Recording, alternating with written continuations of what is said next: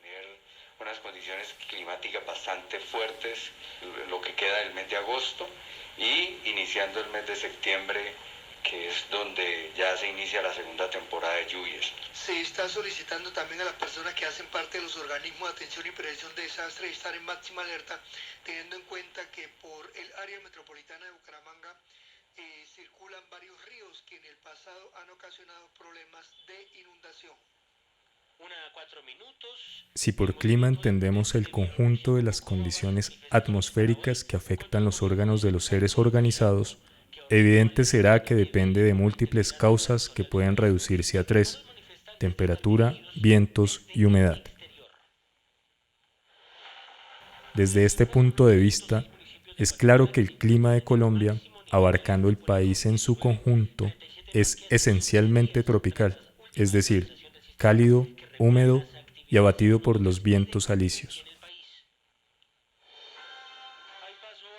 Pero si con el conjunto se miran las partes, si se opone la llanura, donde aquellos tres elementos imperan sin contradicción, a la montaña que los restringe y complica, entonces la frase climatología colombiana no puede emplearse sino en un sentido muy especial.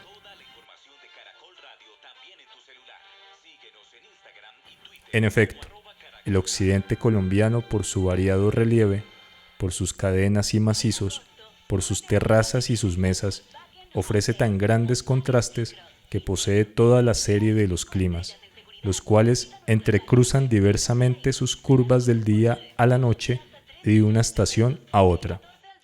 Cada valle, cada falda, cada altiplanicie tiene sus condiciones meteorológicas particulares, debidas al calor solar, a los vientos, a la humedad del aire, y por lo mismo las grandes leyes climatológicas que rigen en los relieves del país no pueden indicarse sino de un modo general, prescindiendo de las 1000 variaciones locales, variaciones que se ven en el flanco de cada cordillera por el escalonamiento de la vegetación y la oposición entre las escarpas desnudas y selvosos pedestales.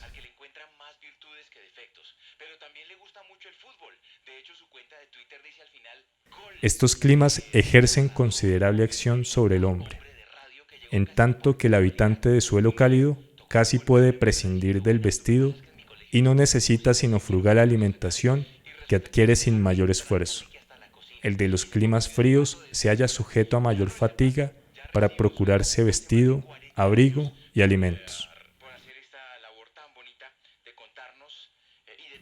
Nada indica al primero a salir de su inercia. Todo obliga al segundo a desplegar constante actividad variando sus manifestaciones. Las necesidades de aquel no cambian, las de éste aumentan sin cesar.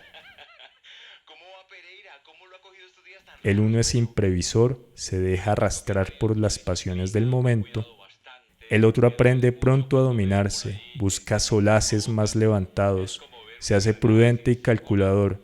Su espíritu adquiere facultades mayores de observación y raciocinio. Análogas diferencias hay entre el montañés y el habitante del llano.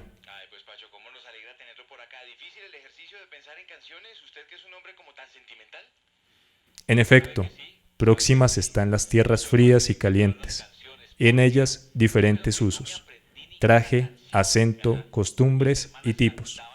Según Ancísar, puede pintarse así este marcadísimo contraste. Crece el montañés, rígido y musculoso como las cumbres que se oponen a su libre movimiento. Los caminos orillan precipicios y le vedan la carrera, por lo cual es grave, lento y acostumbra a marchar en fila india. El ruido bramador de los torrentes le ahoga su voz desde la infancia, lo amedrenta luego el solemne silencio de los desiertos páramos, que de ordinario cruza solo, con gran peligro, y se hace taciturno y reservado a la vez que audaz y reflexivo, por la grande de la lucha diaria que debe sostener.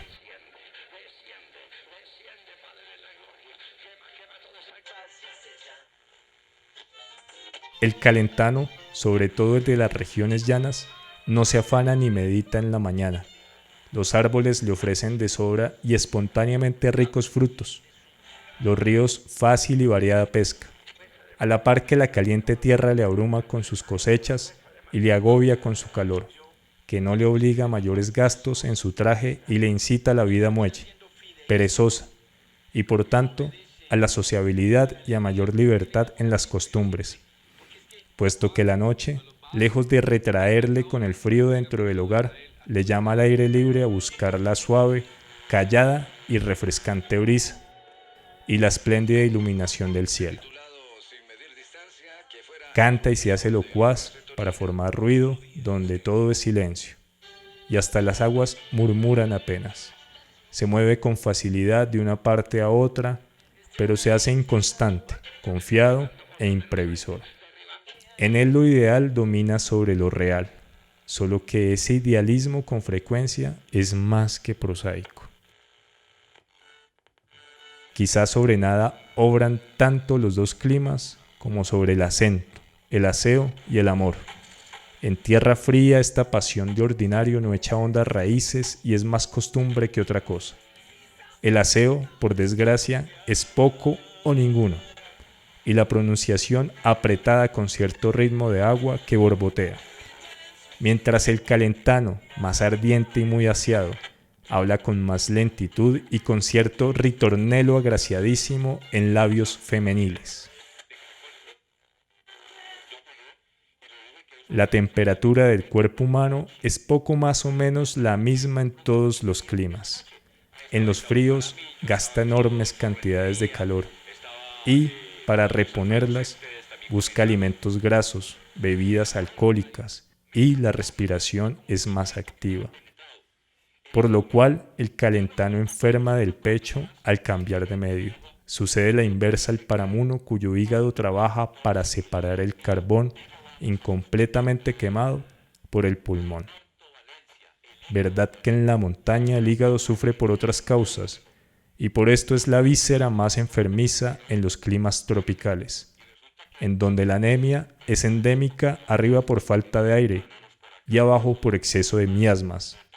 Por lo dicho, también el cerebro del primero funciona mal en la montaña, y el del segundo se fatiga muy pronto en las tierras bajas. La peor estación o clima en los trópicos es aquella en que un excesivo calor se combina con la humedad y estorba la transpiración cutánea, o en la montaña cuando el frío es tal y tan rápido el viento que se paraliza la sangre en las venas.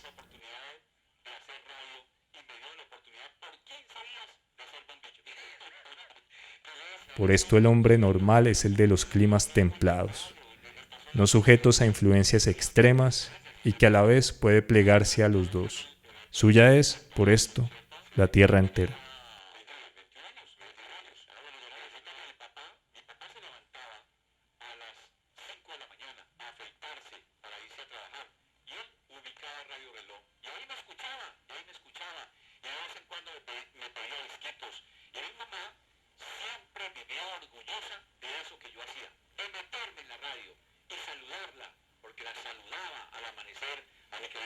Ay, ustedes han escuchado Pachito tan lindo en la emisora. Si fuera que preciosa